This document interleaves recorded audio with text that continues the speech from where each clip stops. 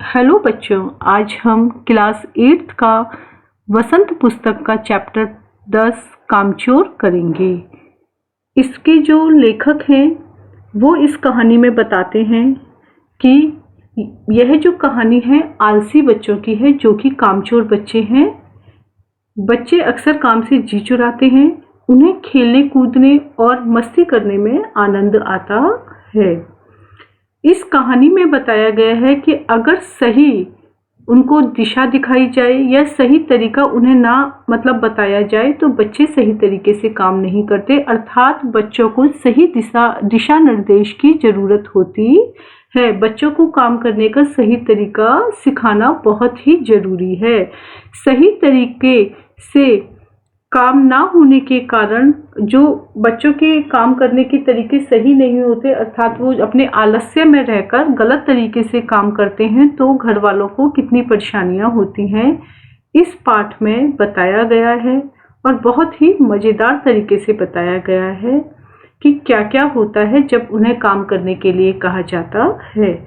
तो आइए बच्चों, चैप्टर स्टार्ट करते हैं हम। बड़ी देर के वाद विवाद के बाद यह तय हुआ कि सचमुच नौकरों को निकाल दिया जाए। आखिर ये मोटे मोटे किस काम के हैं? हिलकर पानी नहीं पीते, इन्हें अपना काम खुद करने की आदत होनी चाहिए। कामचोर कहीं के। घर में काफी देर वाद विवाद हुआ और यह तय हुआ कि इन नौकरों को निकाल देना चाहिए और अपना काम खुद करने की आदत होनी चाहिए। ये लोग जो घर के हैं, ये लोग बच्चे, ये कामचोर हो गए हैं।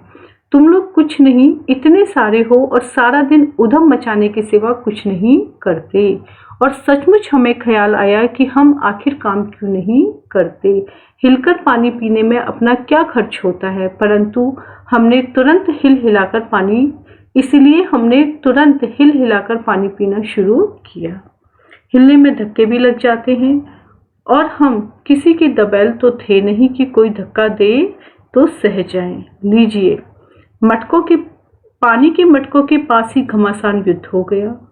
सुराइयां उधर लुढ़की, मटके इधर भागे, कपड़े भीगे सो अलग। यानी कि बच्चे इतने कामचोर हैं कि उन्हें खुद कहा गया कि पानी पीने में क्या जाता है, तो वो पानी भी पीने गए। तो वो इतने शैतान, इतनी मस्तियां वो करने लगे काम करने को। उन्होंने यह पानी पीने के काम को सही तरीके से नहीं किया। यह भला काम करेंगे? अम्मा ने निश्चय किया। करेंगे कैसे नहीं? देखो जी, जो काम नहीं करेगा उसे रात का खाना नहीं मिलेगा, समझे? यह लीजिए, बिल्कुल शाही फरमान जारी हो रहे हैं। जब अम्मा ने देखा कि बच्चे इस तरह शैतानी कर रहे हैं तो वह बोली कि यह क्या काम कर पाएंगे। तो कहा गया जी, ये तो काम करेंगे, अगर नहीं करेंगे तो इन्हें रात का खाना नहीं दिया जाए। हम काम करने को तैयार हैं, काम बताए जाएं, हमने दुहाई दी। बहुत से काम है जो तुम कर सकते हो। मिसाल के लिए, यह दरी कितनी मैली हो रही है, आंगन में कितना कूड़ा पड़ा है, पेड़ों में पानी देना है। भाई मुफ्त तो यह काम करवाई नहीं जाएंगे, तुम सबको तनख्वाह भी मिलेगी। अब्बा मियाँ ने कुछ काम बताए और दूसरे कामों का हवाला भी दिया। माली को तनख्वाह मिलती है अगर सब बच्चे मिलकर पानी डालें तो। हे खुदा के लिए नहीं, घर में बाढ़ आ जाएगी, अम्मा ने याचना की। फिर भी तनख्वाह के सपने देखते हुए लोग काम पर तुल गए। जब उन्हें बच्चों को यह कहा गया कि तुम ये घर के छोटे छोटे काम करोगे, तुमसे मुफ्त में नहीं करवाए जाएंगे, तनख्वाह भी दी जाएगी, तो वह काम करने को तैयार हो गए। एक दिन फर्शी दरी पर बहुत से बच्चे जुट गए। चारों ओर से कोने पकड़ के झटकना शुरू किया।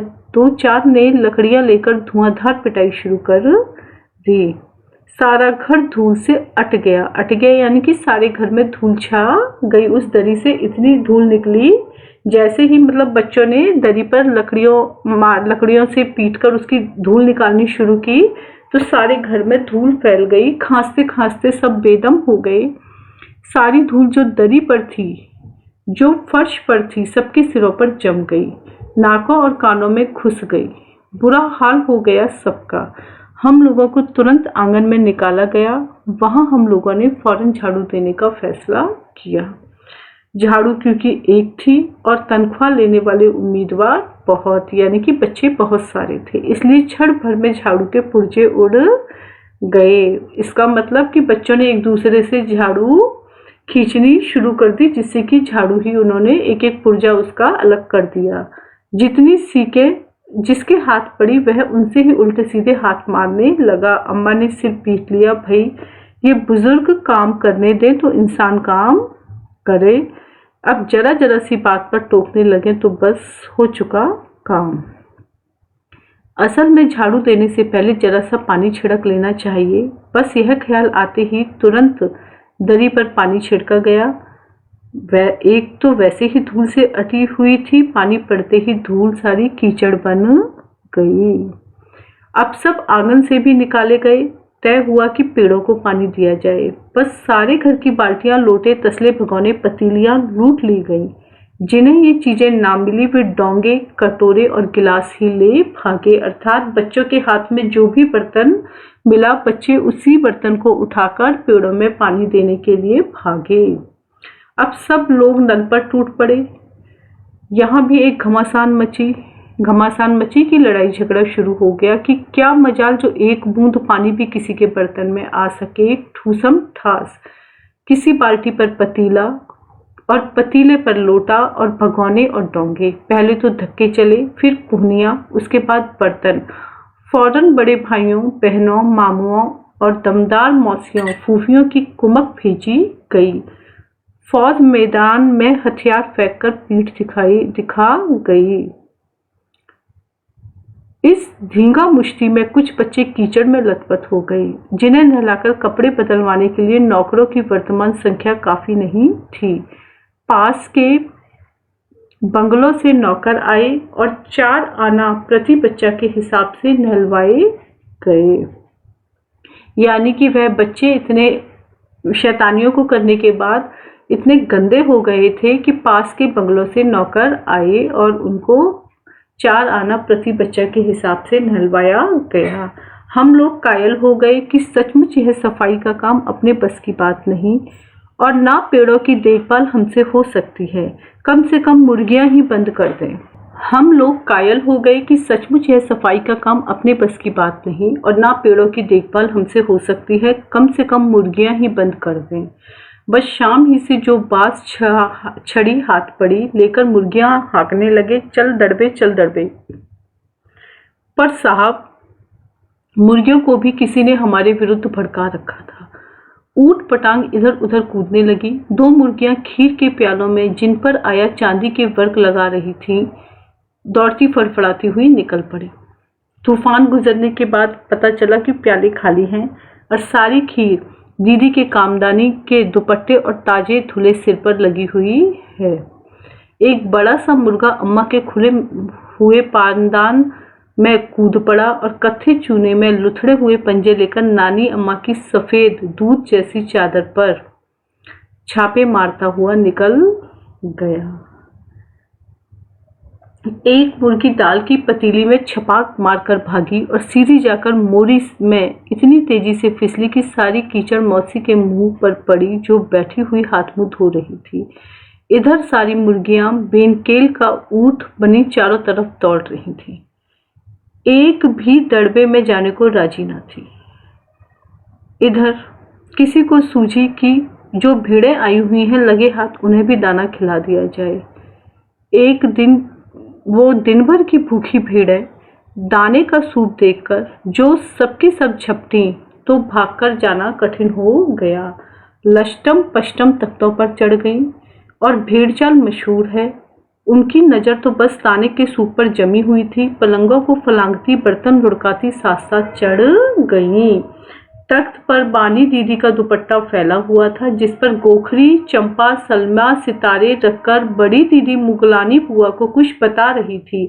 भीड़ें बहुत निसंकोच सबको रौंदती मेंगनों का छिड़काव करती हुई दौड़ गईं। अर्थात बच्चों ने जो भी काम बच्चों ने करना शुरू किया, वो बच्चों को उस काम करने का सही तरीका नहीं पता था। वह काम खराब ही होते चले गए और उससे घर वाले जो थे बहुत परेशान हो गए। उन्हें बहुत परेशानियों का सामना करना पड़ा।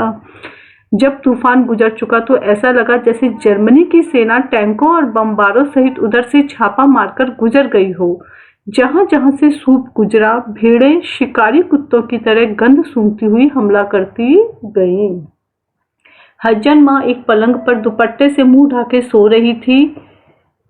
उन पर से जो भेड़ें दौड़ी तो ना जाने वह सपनों में किन महलों की सैर कर रही थीं। दुपट्टे में उलझी हुई मारो मारो चीखने लगी। इतने में भेड़ें सूप को भुलाकर तरकारी वाली की टोकरी पर टूट पड़ी। वह दालान में बैठी मटर की फलियां तोल तोल कर रसोइयों को दे रही थी। वह अपनी तरकारी का बचाव करने के लिए सीना तानकर उठ गई। आपने कभी भेड़ों को मारा होगा तो अच्छी तरह देखा होगा कि बस ऐसा लगता है जैसे रुई के तकिए को कूट रहे हो। भेड़ को चोट ही नहीं लगती, बिल्कुल यह समझकर कि आप उसे मजाक कर रहे हैं।